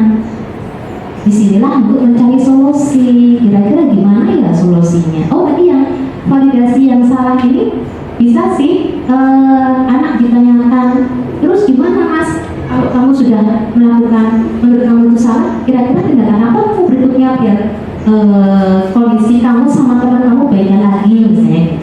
Nah, dia ngasih jawaban sendiri, ide dia sendiri. Baru nanti kita menanyakan keyakinannya, karena dia sudah yakin bahwa apa yang dilakukan itu salah dan sudah melanggar, dan dia sudah menemukan solusi untuk hal berikutnya agar tidak mengulang lagi. Dan yang terjadi adalah komunikasi antara guru, siswa maupun temannya siswa yang bermasalah ini menjadi baik. Tapi kalau kita menghukum, Pak, biasanya siswa langsung guru paling killer ya. Ya enggak? Mungkin pernah kita ketemu sama teman-teman SMP kita reuni serasani, guru sih paling galak. Itu kan kadang seperti itu. Nah, kalau kita bisa menerapkan tiga institusi ini kayaknya enak banget ya. Antara siswa, antara guru kayaknya nyaman sekali. Tapi ini sangat berat Bapak Ibu. Sangat berat sekali. Nah, namun demikian kita memang sebagai guru, karena Ki Hajar Dewantara juga pemikiran beliau bahwa kita itu harus menuntut anak kita sesuai kodratnya. Kita adalah pendidikan yang berhamba pada anak. Apa misalnya itu Pak? Pendidikan yang satunya lagi itu lupa ya. Makanya kita menuntut kodrat anak. Anak itu semua punya potensi yang berbeda-beda dan kita tugasnya menuntut. Kita nggak boleh menyuruh anak A mirip dengan anak B. Begitu juga dengan kita. Kita nggak bisa. Saya nggak bisa seperti Bu Cuti, seperti Bu Ulan, seperti Pak Rohan, dan saya nggak boleh memaksa bahwa Pak Ulan itu harus seperti saya. Pak Rohan juga harus seperti saya. Itu yang harus kita munculkan. Nah, Bapak Ibu, saya akan menampilkan video dari dua versi. Yang Pak Ulan ada nggak ini videonya? Baik. Ada dua versi. Ini versinya bulan yang memang calon manajer beneran. Kalau saya itu masih ada gaya-gaya sebagai teman. Jadi gerakan tubuh saya itu nggak mau diem. Ini contohnya kasus yang pertama. Seorang siswa bernama Unik Ramadhani tidak menggunakan jilbab yang sesuai dengan aturan seragam hari itu, yaitu Jumat. Dikarenakan bangun kesiangan sehingga tergesa-gesa dan mengenakan jilbab yang sudah siap untuk digunakan, maksudnya yang sudah ada itu. Nah, di sini ada Mbak, rekamannya, skenarionya. Jadi kami diberi tugas Bapak Ibu bikin skenario juga. Di situ ada semacam perbincangan antara guru sama siswanya. Nah, di situ juga ada langkah-langkahnya. Yang merah itu menstabilkan identitas, kalimat-kalimat untuk menstabilkan identitas. Jadi seperti tidak apa-apa Mbak, hanya ingin bincang-bincang saja. Menurut Pak Unik, kira-kira adakah yang penting untuk Ibu bicarakan dengan Anda? Jadi di sini kita akan memancing apakah memancing apakah anak itu respon nggak dengan kesalahan dia. Kemudian siswa bercerita, kemudian kita bilang betul sekali. Nah, ini bolehkah Ibu tahu kenapa sebabnya? Nah, di situ anak kemudian akan bercerita. Dan kita harus ramah ya Bapak Ibu katanya. Jadi kita nggak boleh menunjukkan wajah yang marah dulu ya, biar anak itu mau bercerita. Nah, setelah anak menceritakan, kemudian kita juga komentar, oh begitu ya, apakah ada alasan khusus? Mengapa sampai bangun kesiangan? Apakah tadi malam mengerjakan tugas yang banyak sekali? Ini hanya untuk memperjelas, siapa tahu tugas dari kita juga banyak, berarti kan kita juga salah ya? Ya enggak? Kan ada aturannya itu, kita nggak boleh berikan tugas lebih dari 20% ya berarti ya. Nah, kalau emang tugasnya banyak sekali dan anak jadi lembur bangun kesiangan, itu kesalahan kita juga. Oke. Kemudian terjadi komunikasi yang berikutnya. Anak menjelaskan ternyata ibunya dinas keluar kota, bapaknya shift malam, adiknya sakit dan dia sendirian di rumah harus merawat adiknya. Ini luar biasa sekali loh Pak Ibu. Ya betul. Nah, apresiasi ke anak itu juga perlu kita berikan. Oke. Nah, itu sudah masuk ke yang kedua, yaitu ini Mbak, setelah menstabilkan identitas, yaitu validasi kesalahan, validasi itu. Nah, setelah itu kemudian yang coklat itu adalah menanyakan keyakinan itu. Ketika Mbak Uni memakai kerudung yang berbeda, apakah merasa nyaman ketika memakainya di sekolah? Ternyata dia merasa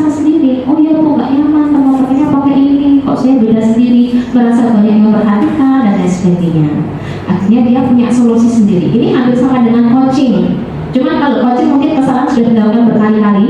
Kalau yang ini, ketika kita menemui anak yang baru, sekali kita temui itu langsung dengan segitiga restitusi. Boleh Pak selanjutnya? Ini ada video, ini gayanya Bu. Tapi saya bilang tadi bahwa ini gaya saya masih sebagai gak bisa manajer beneran.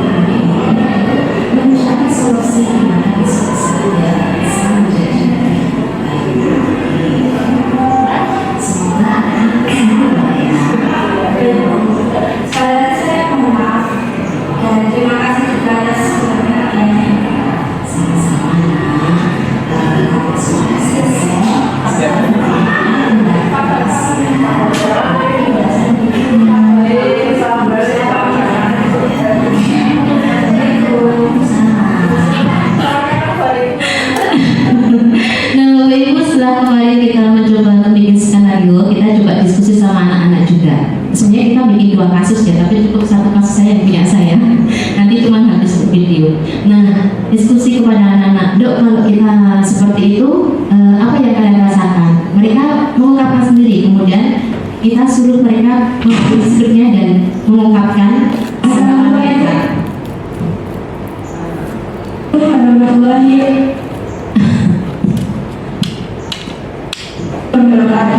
Nama saya Anissa Bunjayani.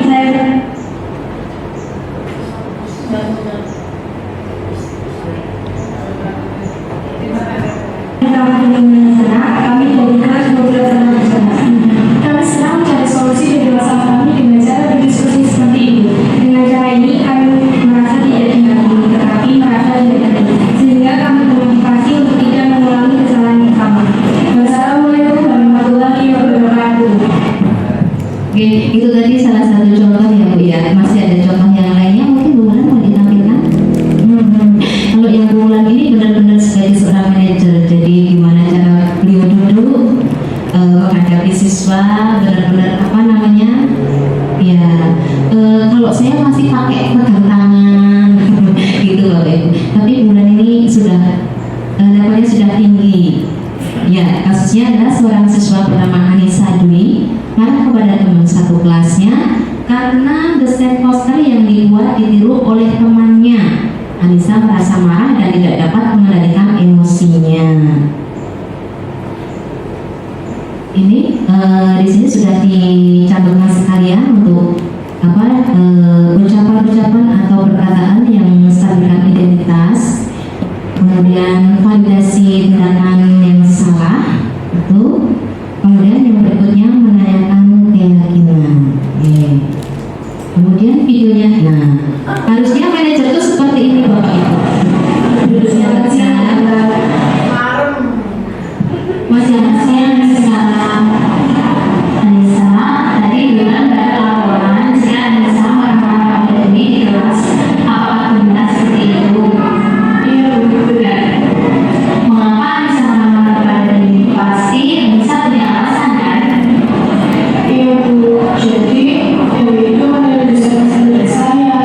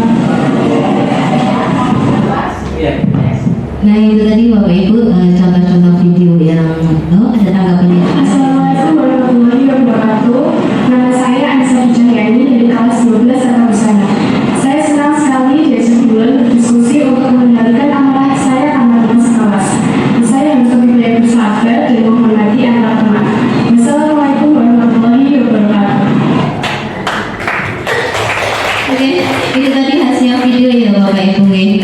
Jadi biasanya sebenarnya kita sudah melaksanakan, cuman kadang kita lebih sebagai guru tuh kadang lebih menonjolkan ide-ide kita. Misalnya tadi untuk solusinya gimana kalau suatu ketika kamu menghadapi hal seperti itu, maka kita nggak menanyakan anak soalnya biasanya langsung gini soalnya nak mungkin orang gambar oke siapa ketuni itu nggak itu ya iya kan. Nah itu yang kita lakukan. Ternyata kita itu bukan salah yang salah, tapi alangkah lebih lebih bijaknya, lebih wise-nya kita itu mengorek dari potensi si anak. Berarti kalau ada kerjaan seperti itu, apa yang dilakukan biar nggak berulang lagi. Nah ternyata anak ini punya ide. Ini yang harus kita gali Bapak Ibu. Jadi kesimpulannya sebenarnya bahwa suatu konsekuensi itu boleh asal itu muncul dari si anak itu sendiri. Jadi kita menggali dari dia, kemudian ketika dia bisa memunculkan solusi, maka dia akan menyadari, oh iya, kalau saya berbuat salah itu efeknya seperti ini. Berarti saya harus seperti ini, dan ketika saya sudah terlanjur melakukan kesalahan, maka saya harus mencari solusinya. Nah, Bapak Ibu semua, saya rasa materi kita untuk budaya positif hanya cukup sampai di sini saja. Terima kasih sekali. Untuk selanjutnya saya kembalikan lagi kepada pembicara Ibu Lan. Monggo.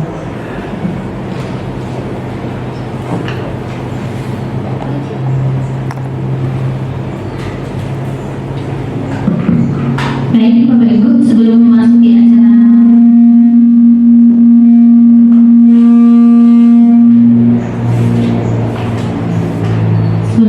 acara yang terakhir, mungkin ada pertanyaan dari Bapak Ibu. Sudah cukup dia tidak ada. Oh jadi baik Putri, monggo.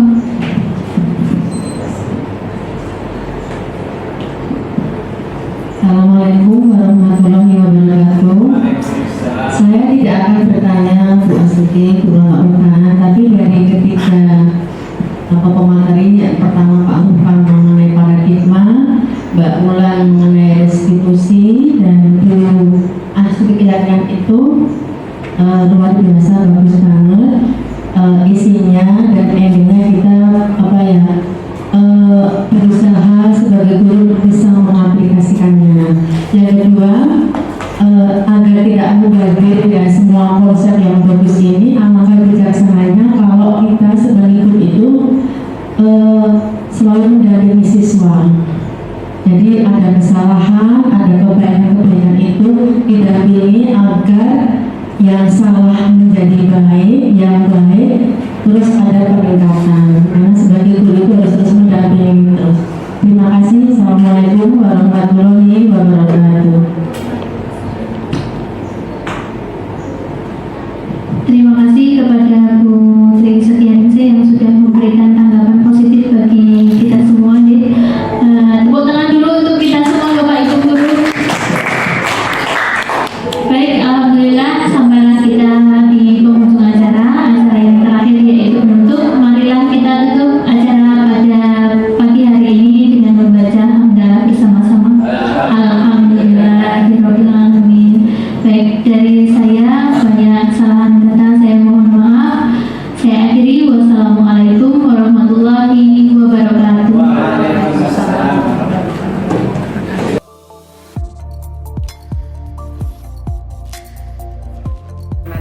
Assalamualaikum warahmatullahi wabarakatuh.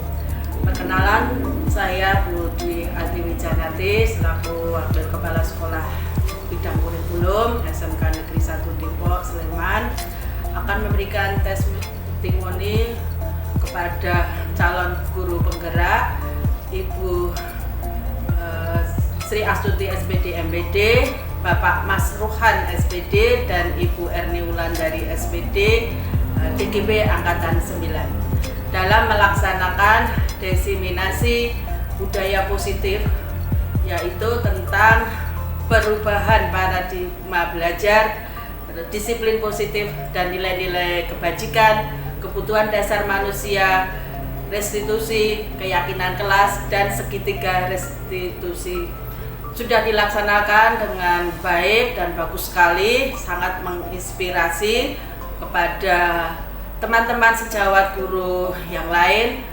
Mudah-mudahan bisa terinspirasi untuk melaksanakan budaya positif itu, terutama nanti untuk dilakukan secara terus-menerus sehingga menjadi kebiasaan dan menjadi karakter untuk anak didik tercinta. Terima kasih sekali lagi saya ucapkan kepada Bu Astuti, Bu Erni Wulandari dan Pak Mas Ruhan yang tetap semangat untuk melaksanakan kegiatan CGB, dan kita tunggu inspirasi-inspirasi berikutnya. Salam sukses. Selamat. Wassalamualaikum warahmatullahi wabarakatuh. Assalamualaikum warahmatullahi wabarakatuh. Perkenalkan, saya Ibu Desti Raksintiasi, Guru Seni Budaya. Pagi hari ini saya akan menyampaikan diseminasi yang kemarin disampaikan oleh guru penggerak dari beliau, Bapak Mas Ruhan, Ibu Erni Wulandari, dan Ibu Sri Astuti yang merupakan CGB Angkatan 9.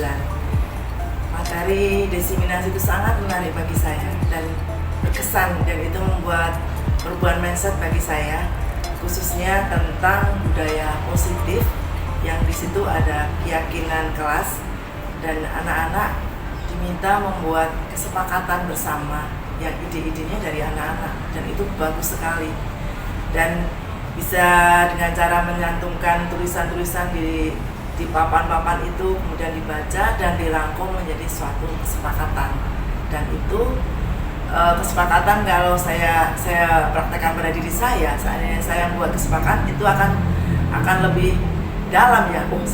Saya membuat kesepakatan sendiri, tentunya saya akan mematuhi kesepakatan itu, dan seandainya terjadi pelanggaran dari kesepakatan itu dikembalikan pada anak, bukan guru yang memberi solusi, tapi anak yang berusaha mencari solusi dari permasalahan yang mereka hadapi, dan itu bagus sekali.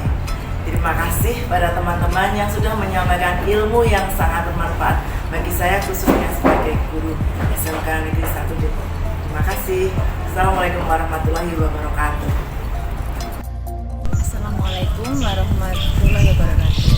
Terima kasih, saya Kristianingsih, guru mata pelajaran pendidikan Pancasila, mau menanggapi, memberikan kesan dan pesan kepada diseminasi budaya yang positif dari calon guru penggerak SMK Negeri 1 Depok. Alhamdulillah, saya bersyukur sekali. Tadi itu hebat. Kenapa hebat? Karena tadi dari Pak Ruhan menyampaikan mengenai paradigmanya, kemudian Bu Wulan mengenai restitusi, kemudian Bu Astuti tentang keyakinan atau kesepakatan yang bernilai.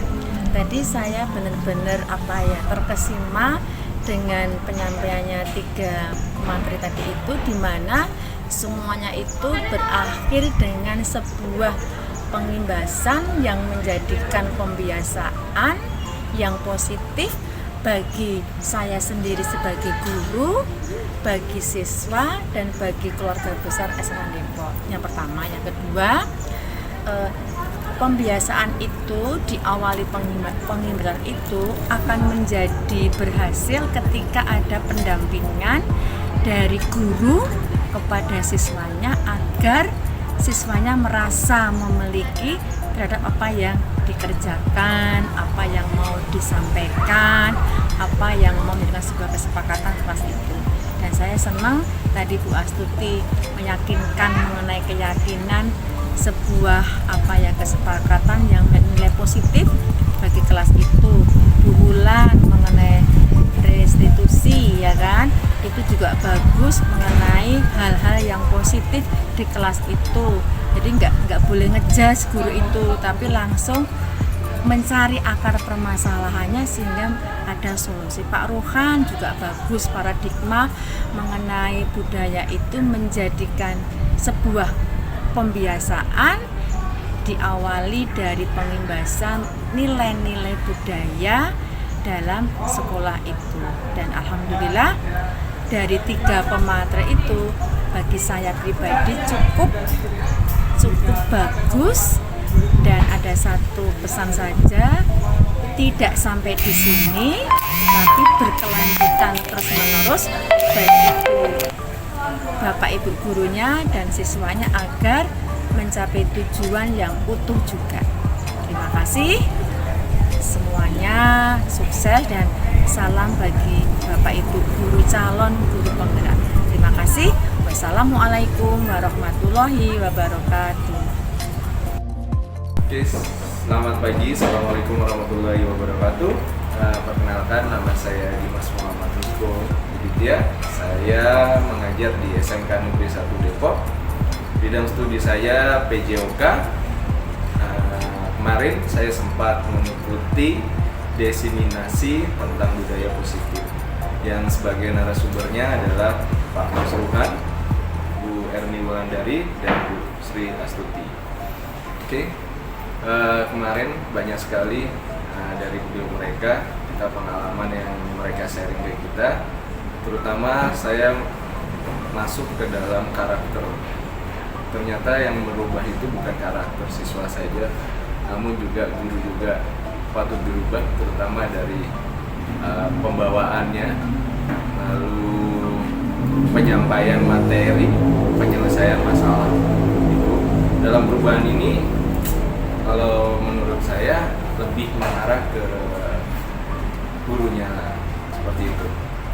Jadi di awalnya mungkin siswa mengenal saya dengan karakter yang agak sedikit galak, tapi dengan adanya seminar budaya positif kemarin, saya mampu mendapatkan poin-poin merubah karakter diri saya untuk menyampaikan materi terhadap mereka agar tidak takut mengerjakan sesuatu bukan karena takut, tapi keinginannya mereka sendiri. Mungkin itu saja yang saya sampaikan dan manfaat dari seminar desiminasi budaya positif. Oke, thank you. Demikian video desiminasi budaya positif di SMK Negeri 1 Depok, Sleman. Semoga bermanfaat. Salam guru penggerak. Bergerak, tergerak, dan menggerakkan. Wassalamualaikum warahmatullahi wabarakatuh.